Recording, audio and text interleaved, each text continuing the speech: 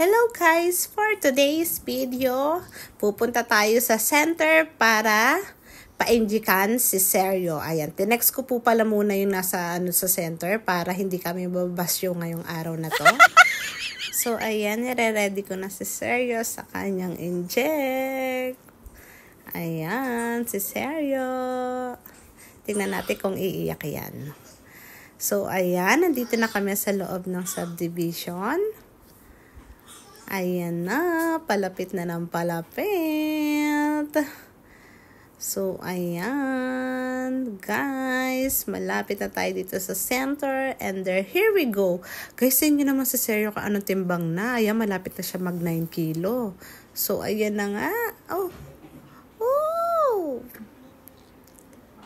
Ayan, napaka-brave ng aking anak. Hindi man lang siya umiyak. Nagulat lang siya sa inject. Ayan.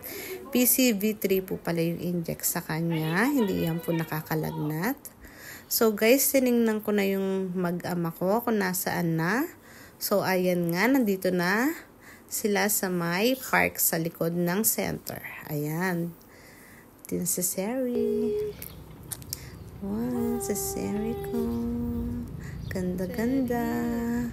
Para siyang si Suna ko. Alam niyo ba yung Suna ko nakahara? Yung palabas na cartoon sa TV5 dati. Ayan. Para siyang si Suna ko. Ganda-ganda niyan.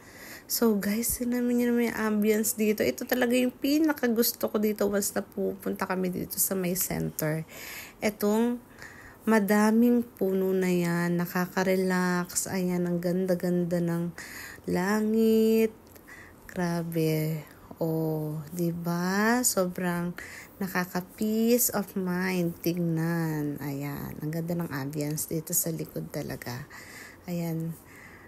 Tingnan niyo naman, guys. Ayan, ang daming ano nga ba yung tawag diyan sa ano 'yan? Yung maasim. Nakalimutan ko. Ayan, ang ganda. So, ayan nga, after namin pumunta kami sa 7-Eleven para kumain ng ice cream. So, ayan, ulit kami. Sana naman kami kaya mapupunta niyan. Nagugutom na ako niyan. Sabi ko sa kanya. So, pumunta na kami dito sa may Arabo. Ayan, guys. Birgani sa may Arabo, malapit sa may junction, malapit sa 7-Eleven. Ito po pala yung Arabo. Akala ko Indian yung mga yan. Arabo pala. So, yan nga guys. Pumwesto na kami. So, ito pala yung Arabo na pagkain. Birgani. Ayan. So, ayan. After namin kumain, pumunta kami ng Walter Mart para bumili ng sabon. Ayan, dito kami sa may Watson. So, ayan, akyat kami ng second floor. Guys, tinan nyo, ito yung mga bagay na pormahan ni Labi.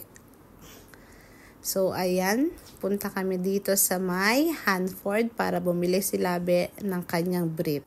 Kung naalala nyo po yung dati kong vlog dito, pinakita niya po yung brief niya, nagbe-bacon na. So, ayan nga guys, pumipili na siya para palitan na niya ang mga bacon niyang brief at maitapon na lahat ng yun. So,